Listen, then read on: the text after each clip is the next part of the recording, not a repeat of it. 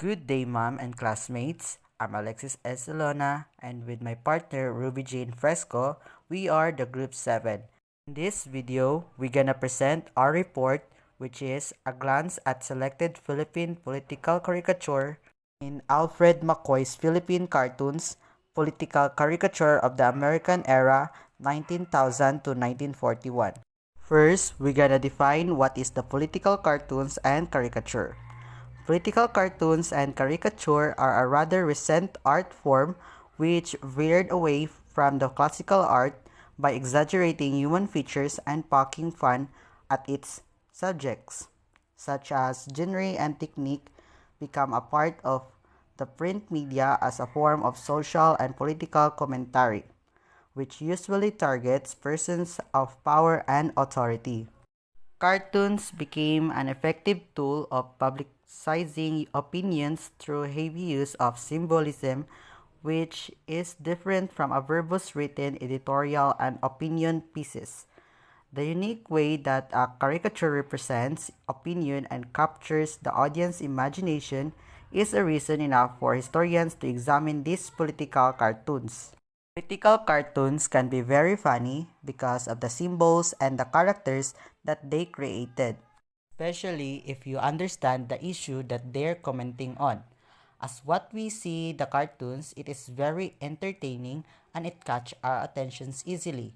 But this is not all about to amuse us, but instead they persuade us of what are the issues they experience. In phrase, action speaks louder than word. There is also in the image, which is every picture tells a different story. We cannot conclude that the action of the character in the image is telling us what it's all about, but they want us to interpret it and understand the lesson behind of it.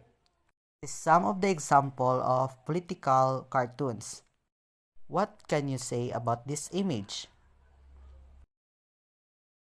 We can say that this image is talk about the politician who have different moods in speaking publicly or have a different faces in standing in front of the people or anything what we imagine. But as what we interpret it, we slowly realize the message behind of this image and the lesson we can get in order to predict the future. A good political cartoons makes you think about current events, but it is also tries to sway your opinion towards the cartoonist's point of view. We have our own different perspectives and we use it as a tool to interpret the things that could help us to predict the future and understand the possible outcomes. In his book, Philippine Cartoonist Political Caricature of the American Era, 19,000 to 1941, Alfred McCoy, together with Alfredo Roses, compiled political cartoons published in newspapers, dailies, and periodicals in the aforementioned time period. These cartoons speak the truth in the situation of the Filipinos during the time of the American occupation.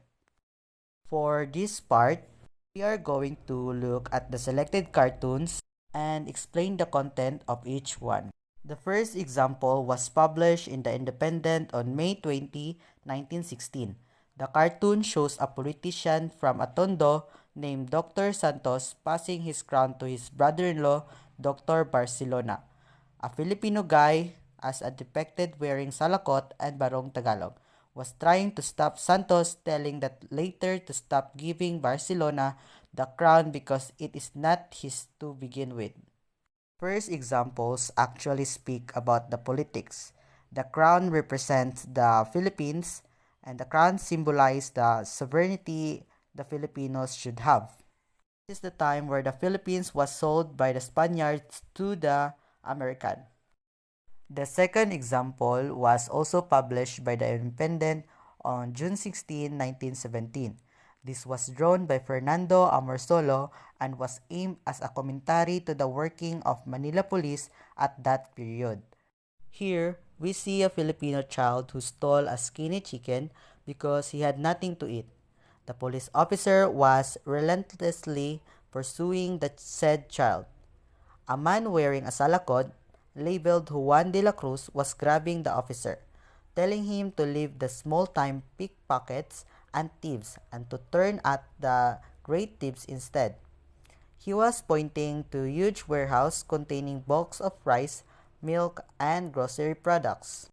The second example speak about the inequality, the gap between the rich and the poor, and this was happening in the Philippines during the American era. This political caricature reminds us in the sad reality in continuous gapping between the rich and the poor. Until now, there are also some people who are doing this, which they are racist and discriminate other people, which they use their power as to insult other people. The third cartoon was a commentary on the unprecedented cases of colorum automobiles in the city of streets. The Philippine Free Press published this commentary when a fatal accidents involving colorum vehicles and taxis occurred too often already. The third caricature symbolizes the presence of the automobile and the coming of the new transportation system. As we can see, it was the American who introduced the transportation in the Philippines. By this, it has a great impact in our modernization. Also, the tools to improve our country and have its progress. It also cause of the economic growth. That was all my report, and my partner will continue our report. Good day everyone, I am Ruby Jean Pepresco. I am 19 years old and currently living in Mirangan, CI.